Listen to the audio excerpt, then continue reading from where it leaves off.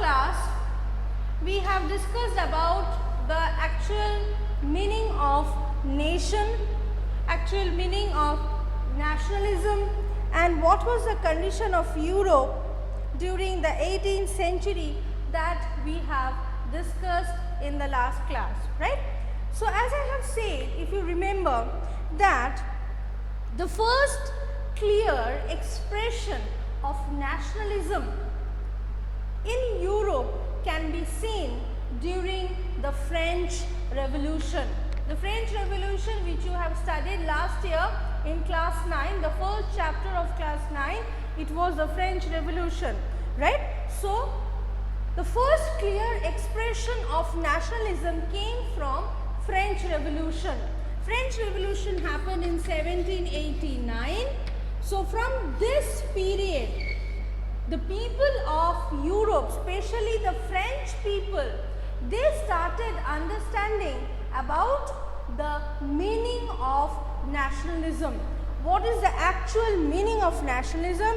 What you mean by nationalism? That they started to understand. Okay, how they started? If you remember that during 1789, the ruler of France was Louis XVI, and Louis XVI was a very bad kind of a ruler, very autocratic, very authoritative, very rude, very cruel, right?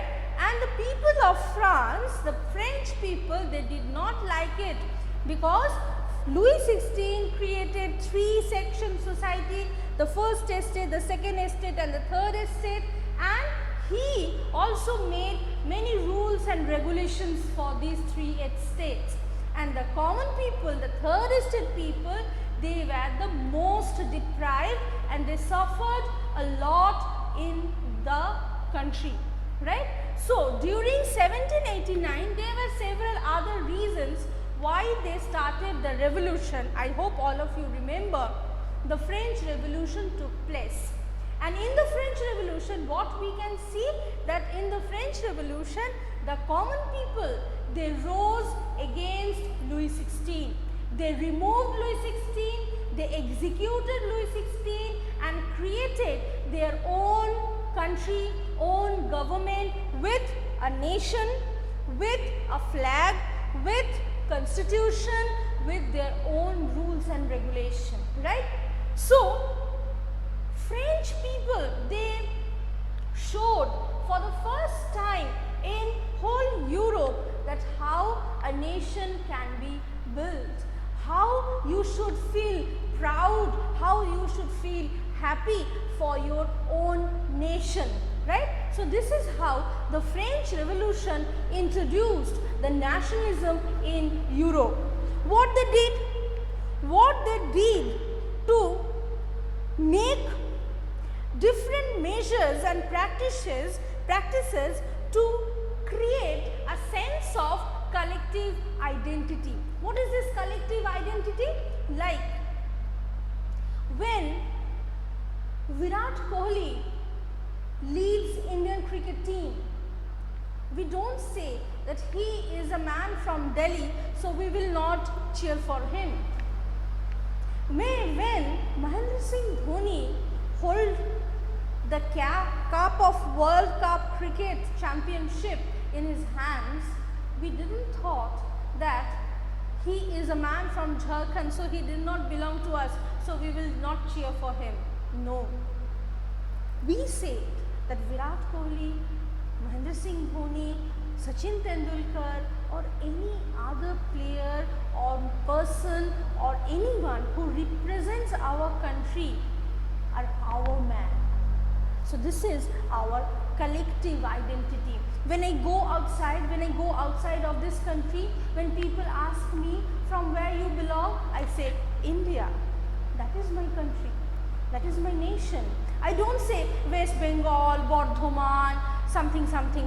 No, I say first word comes out from my mouth, it's India. So that's called a collective identity.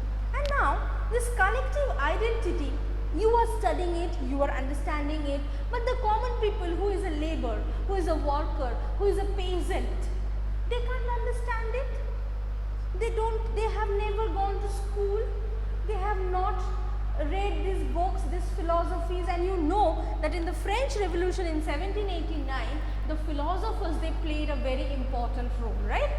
So, what happened that the revolutionaries, the philosophers, they tried many things. They did a lot of things to make common people understand about the collective identity, the common shared identity. They did all these things. What were these things? Like, what they did, they created the idea of la patrie or les citoyens. La patrie. This is a French word. See, you are learning French also this year in history class. So, it's very good, right? So, la patrie means, patrie, the word means father, fatherland. So, what is that? That la patrie, all should respect our fatherland. All should love their fatherland or motherland. We call it motherland, they call it fatherland sometimes, sometimes motherland. So, we should admit that we belong to the same nation, right? And les citoyens, les citoyens, what does it mean? That citoyen is the name of citizen. If you remember that in French Revolution we have talked about the rights of man and citizen. It's very important that you become a citizen of your nation. If you become a citizen of your nation, then you have certain rights, certain duties, which are known as fundamental rights and fundamental duties. Like all of you at your age, you are not citizen. When you will be at your age of 18, you will be considered as a citizen of India, and then you can cast vote. Like the vote is going on everywhere, election is going on, everyone is going for voting and everything is going on right now, right? So like that, when you will come to the age of 18, you will be ready for elections. You can cast your vote, you will be considered as a citizen. Now you are children, okay? So, the French people told that everyone above the age of 18 are citizens, and as they pay tax, they are very much important citizen of the country, right? This is one. Next, they emphasize that a notion of united community enjoying equal rights under a constitution. You know that 1791 was the year when the French Constitution was completed, which the French Constitution gave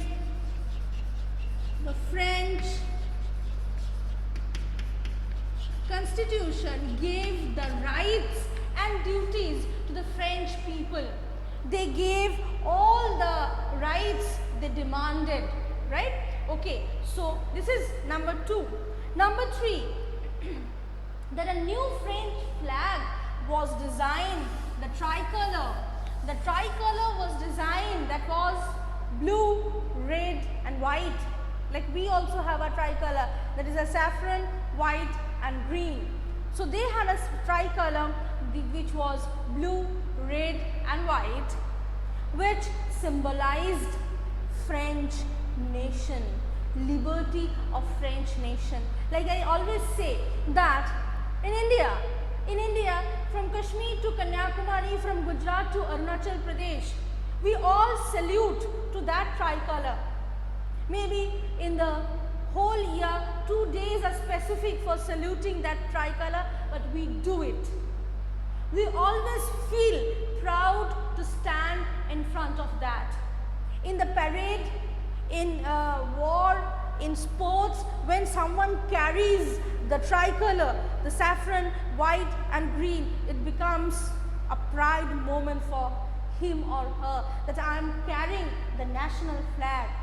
It's our collective identity. I also feel proud, you also feel proud, everyone feels proud, and we all salute to that tricolor. So that was introduced in France. Before that, it was only a symbol of the King Louis XVI. Whether you like him, whether you don't like him, whether he is a nice person, whether he is not a nice person, you had to pay respect to that symbol of the king. But now, it's not king, it's your nation. You live here, you rule, you govern. So it's your flag, right? So that is the difference between a republic and an empire. So the idea of republic came for the first time with the French Revolution through these measures. Okay? Not only that, they also, the Estates General was elected by the body of active citizens and was renamed as National Assembly. The Estates General, which was under the control of Louis XVI, that was cancelled, and their elected members through election, voting rights, one vote per head, that voting right was applied, and a National Assembly was formed like a parliament. Okay, next, new songs were composed, oaths were taken on the names of those revolutionaries who have died. Like today also, for our freedom, for our nationalism, we have lost people like Subhash Chandra Bose, we have lost people like Bhagat Singh. So we have many songs, many stories, many movies related to them, and through that we always remember Netaji, we always remember Bhagat Singh, right? So like that, the martyrs were remembered in different songs, different oaths, different writings. Okay? Then a centralized administrative system was created and internal custom duties were cancelled. Okay? For that reason, what happened, that a central administrative system was introduced because it's a new government is there. So that new government need to control the whole. Like here you have the center, that is Delhi. From Delhi you have connection to all the states. This is east, this is north, this is west, this is south. They control everything, and the main center is there at Delhi in our country. So in France, what happened, that all the central power, all the central authority was with Paris.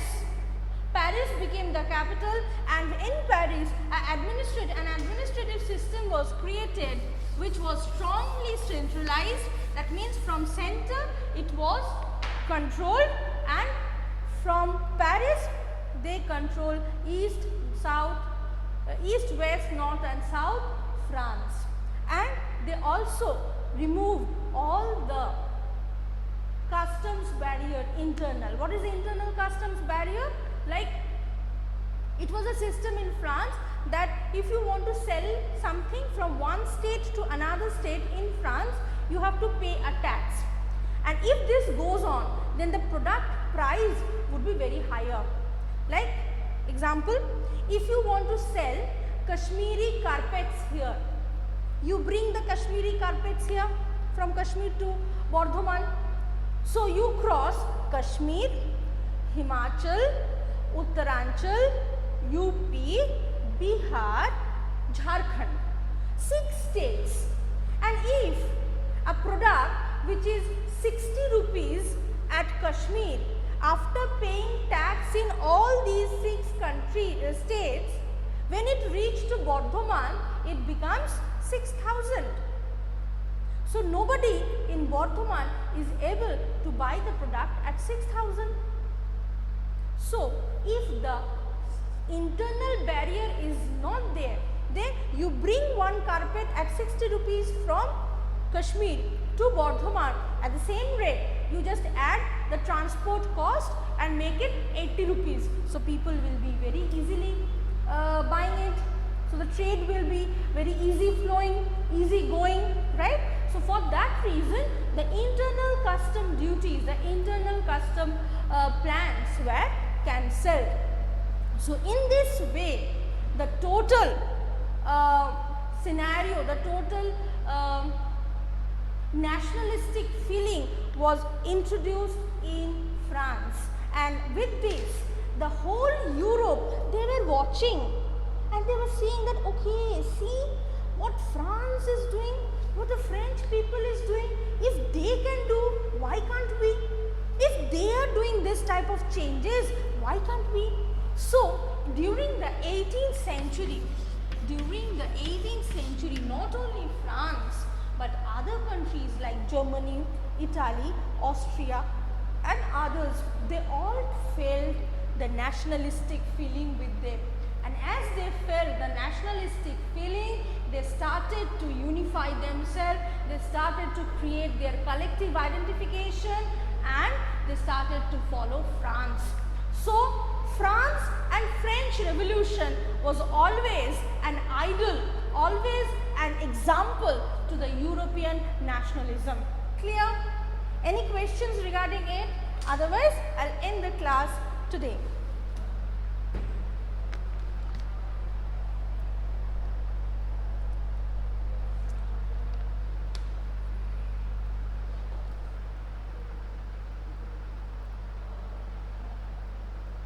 Very good. So I think all of you have understood it.